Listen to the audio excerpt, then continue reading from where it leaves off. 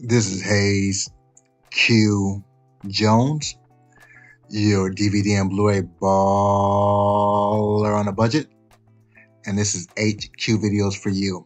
If you're new to the channel, welcome. If you're a current subscriber, what's up? They're greatly appreciated. Come on in, make yourself at home. You know the routine. This week for my collection video, I wanted to focus on my favorite television shows from the 90s. The 90s were kind of a glorious age for me. Physical media was just starting to kind of explode, from video games to VHS tapes to cassette tapes. And at that time, I just graduated from college, getting out on my own, had my own place, start paying bills for the first time. So it was a very monumental part of my life. But along with that, had my favorite television shows. After work, there are certain shows that I just had to hone in on. And back then, you just had lineups of movies, lineups of television shows, not just one television show. You had sometimes the network captivating your views for 2, 3, 4 hours.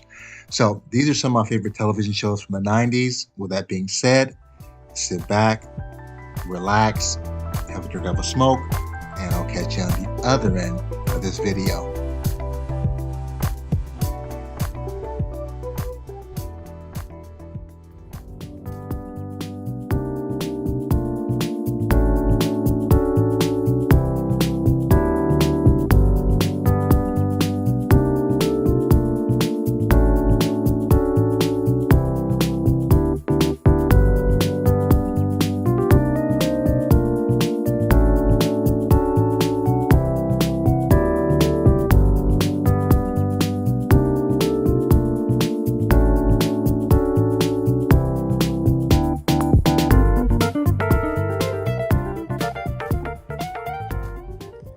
We're back at the Black Cave. Back at the Black Cave. We are back at the motherfucking Black Cave. My first pick for favorite shows of the 90s. This is the 1990 comedy fantasy, Get a Life. This was directed by David Merkin, produced by Chris Elliott, written by Adam Resnick. This stars Chris Elliott, Sam Robards, Robin Riker, Bob Elliott, Eleanor Donahue. Get a Life is a television sitcom that was broadcast in the United States on the Fox network from September 23rd, 1990 to March 8th, 1992. The show starred Chris Elliott as a 30-year-old paperboy named Chris Peterson. Peterson lived in an apartment above his parents' garage. Elliott's parents were played by Eleanor Donahue, and his real-life father, comedian Bob Elliott, which I'd actually forgotten. That was part of the charm of the show. The opening credits depicted Chris Peterson delivering newspaper on his bike to a show's theme song, Stand by R.E.M., which was a great song. It was that just kicked off the whole song. And this is just one of those guilty pleasures. It's a Shout Factory release. I can't explain to you why I liked it. It's just really cringy humor.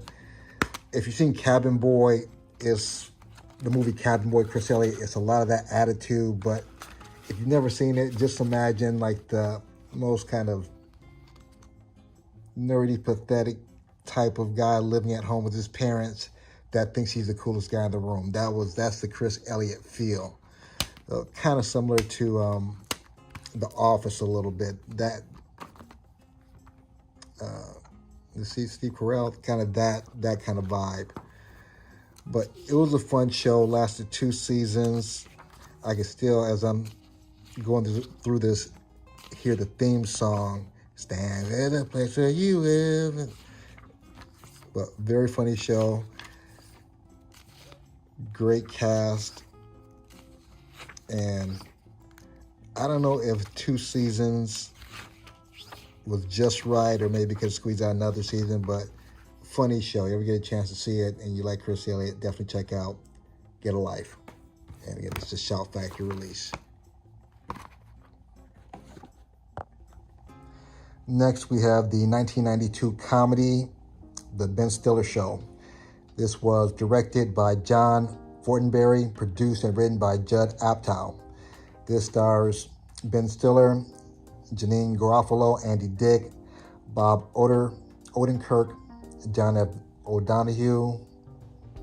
Those were pretty much Sarah Jessica Parker, Gary Shandling, Bobcat Goldthwait. I think those were some of the Gary Coleman, some of the guest stars, Todd Bridges. But the Ben Stiller Show was a sketch comedy that aired on Fox from 1992 to 1993. Each episode features Ben Stiller, Andy Dick, Janine Garofalo, and Bob Odenkirk, introducing several comedy sketches. The show was never a hit, usually hitting near last in the ratings, and was canceled after only 12 episodes, leaving one episode unaired. Just after being canceled, The Ben Stiller Show won an Emmy for an outstanding writing in a variety program in 1993. In 2002, Comedy Central brought the rights to the show and started airing the episodes, including the final episode that was never aired. And this is probably a good example of me and my sense of humor. I think it's a brilliant type of humor, but it's not for everyone. It's kind of deadpan, offbeat humor, not like Saturday Night Live, not quite like In Living Color. Just, it's different. For example, if you ever watched British comedy, Benny Hill and Monty Python, it's different type of humor, and that's pretty much what Ben Stiller, Janine Garofalo, this whole cast, it was a different type of humor, which I could appreciate at the time, and I think people appreciate it even more now looking back at it. And this is a Warner Brothers release, The Ben Stiller Show. This next one just made the cutoff in 1999, the drama science fiction show Roswell. This was directed by David Nutter, produced by Kevin Kelly Brown, written by Jason Katims. This stars William Sadler, Katherine Heigl, Colin Hanks, Brendan Thayer, Sherry Apley, Jason Behr. In Roswell, New Mexico, a group of teenage alien-human hybrids attempt to survive as humans and hide their alien sides while trying to learn more about their alien powers, as well as figuring out how to go home. Roswell intertwines romance and science fiction that always keeps you guessing. And love this show. It actually lasted 3 seasons. And, well, 1, I'm a big sci-fi fan. 2, I love alien sci-fi. So this was pretty much right up my alley. I think the only people that really kind of survive this show with Katherine Heigl and Colin Hanks, Tom Hanks' son. But it was a solid show. Probably could have lasted a little bit more than 2 seasons. This is season 2, excuse me, 3 seasons. But again, when you have television shows, you have to kind of constantly keep the audience captivated. So that's why I have so much respect for shows like Supernatural, Smallville, X-Files, which lasted more than 7-8 seasons. So to do that, you have to have some staying power. But this was season 2 of Roswell.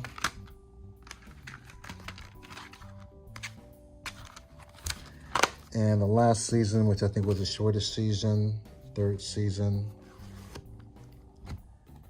And I've been so long, I've pretty much forgotten the plots to this and how it ended. So definitely can't wait to go back and revisit the show.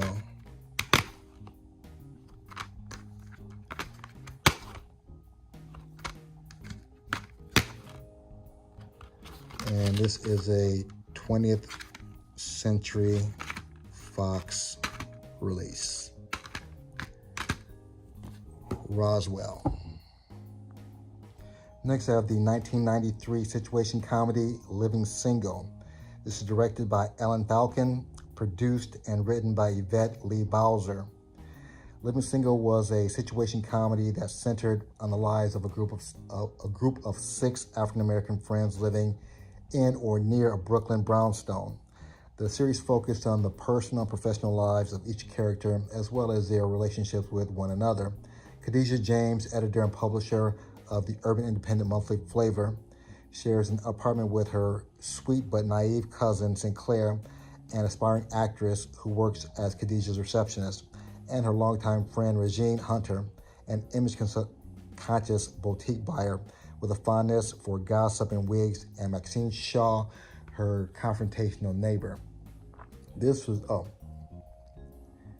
and the actors, we have Terrence Carson, Queen Latifah, aka Dana Owens, Erica Alexander, Kim Fields, Kim Coles, John Hinton, Cress Williams, Wayne Fetterman, Heavy D. Those are some of the guest appearances they had, though. Love this show. This was actually,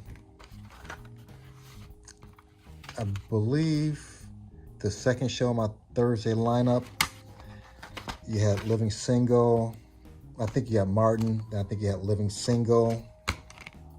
Then after that, you had New York Undercover. That was for Thursdays. And this is actually, in my opinion, the basis of the very popular show Friends. Same dynamics, except you have one less guy in this. But I think the show could have lasted a little bit longer. Watching some of the YouTube interviews with some of the stars, essentially came down to money. They didn't want to pay them anything, even though their show was ranking as one of the top shows in their spot for their time slot. But nevertheless, I'm happy to have the physical copies of these, so they can't take this away from me. Fantastic show, fantastic cast. We'd love to see a reunion show if possible. But this is a Warner Brothers release, Living Single, 5 seasons. Next, I have the 1992 comedy drama, Martin. This was directed by Garen Keith, produced by Walter Barnett, written by John Bowman. This stars Tisha Campbell, John Grease, Martin Lawrence, Garrett Morris, Tachina Arnold, Carl Anthony Payne, and Thomas McHale Ford. Martin is a sassy sitcom centering on a radio and television personality named Martin Payne. The series focuses on Martin's romantic relationship with girlfriend Gina Waters, his job changes from a radio personality to a television personality, and the variety of friends Martin hangs out with along the way. The loudmouth and sassy Pam James, and his best friends Tommy Strong and Cole Brown. Stars Martin Lawrence also portrays a host of wild characters on the show. His neighbors, Shanae, his mother, Mama Payne, Otis, the security guard, Jerome, the player from the Himalayas, go-to player, Roscoe, the snot-nosed kid. This was just the shit at the time. This is part of the Thursday lineup. This and Fox are just on fire with the shows. Martin was a hot new talent, just coming off some great stand-up shows. I think the first time I actually saw Martin was probably in the House Party movies as Bilal, Badmouth Bilal. And he did stand-up shows, and after that, he got his own show, and his career just kind of blew up after that. Then you know about Bad Boys and everything else. So this is the, falling out. This is season 2 of Martin, and I actually kind of dig the artwork on the disc here. You know, that one just popped out. It's season 3, and that's Mama Payne. Oh, and of course that's Jerome, the player from the Himalayas, and of course that's Shanae for all you non-Gen Xers who never watched Martin. Hilarious show. Little slapsticky though, but still. The characters, that's Otis, Bro Man from the fifth floor. This is 4th season.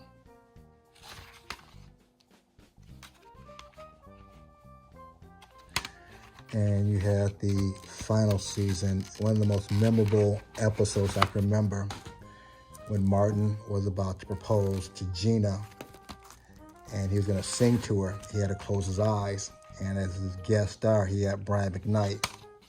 And if you're familiar with Brian McKnight, one of the most silkiest voices you'll ever hear. But my number 3 pick for favorite show from the 90s, Martin, all 5 seasons. Next, I have the sketch comedy 1990s In Living Color. This was directed by Paul Miller, produced by Michael Patak, written by Keenen Ivory Wayans. This stars David Alan Grier, Kelly Caulfield, Keenen Ivory Wayans, Jim Carrey, Damon Wayans, Shawn Wayans, Tommy Davidson, Takia Crystal, Kima, Carrie Ann, and Naba Kim Wayans. In Living Color was the brainchild of Keenen Ivory Wayans, the eldest sibling of a large and extremely talented family, whose guidance toward his brothers and sisters would help shape his creation into something truly memorable, the likes of which had never been seen prior on U.S. television. In 1989, Keenen set about making a pilot episode for something he knew was going to be different.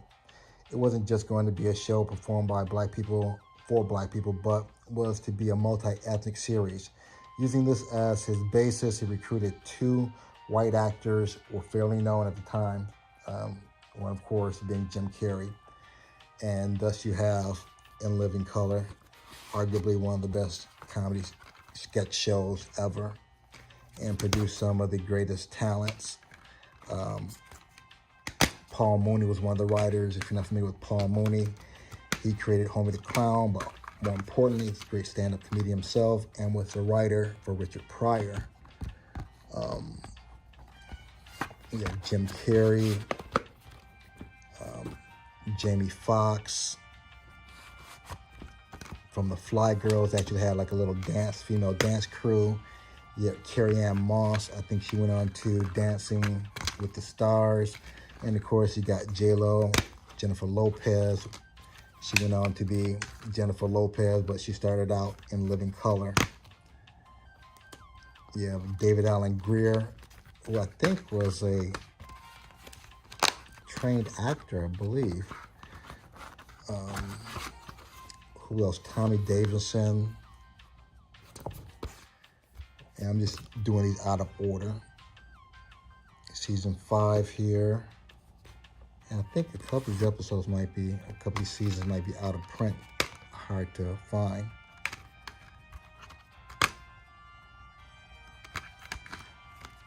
And great artwork on the inside here.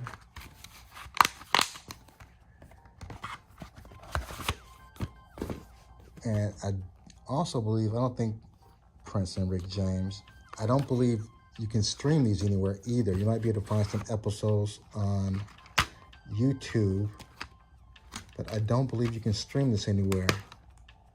Not one complaint about this, and I know this for a fact, they cut out an episode where it was Tommy Davidson and I think it was Jamie Foxx. They were doing a parody of Jodeci, and I have a bootleg copy of that I taped directly off the TV, but it is not included in the series. I've watched this I don't know how many times, and it is not included in there. I'll have to watch it again.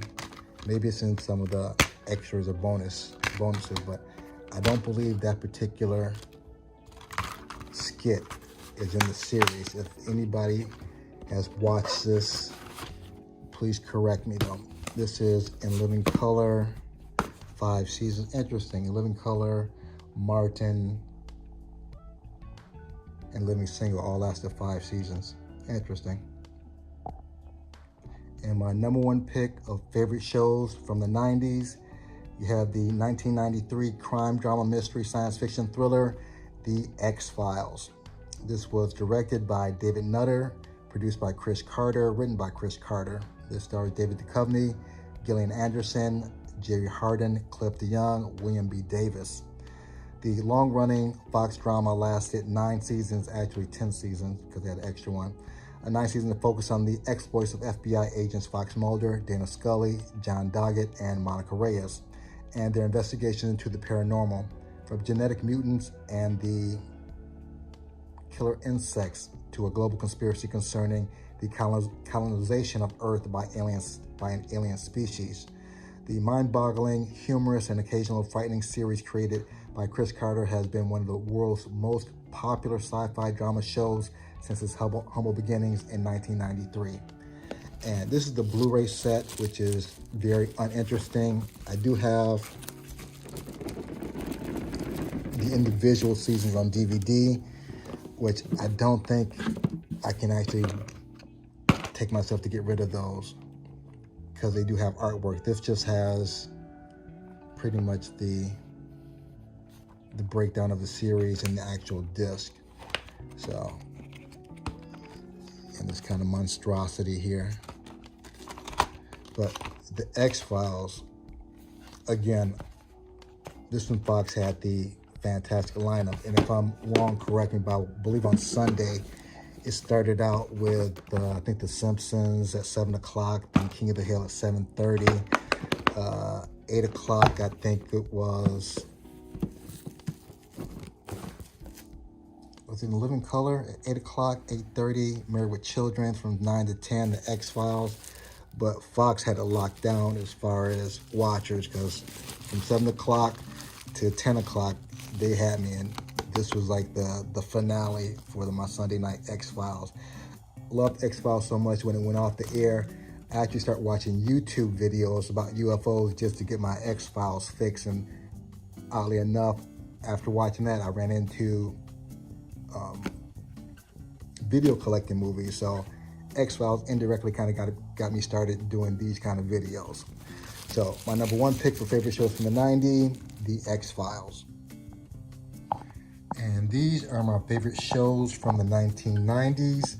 If you made it this far in the video, smash the like, give me the big thumbs up. If you haven't subscribed yet, go ahead and subscribe. Doesn't hurt, doesn't cost a thing. Make sure you check out my regular videos every Wednesday, same place, same time. If you have your favorite 90s show, leave it in the comments.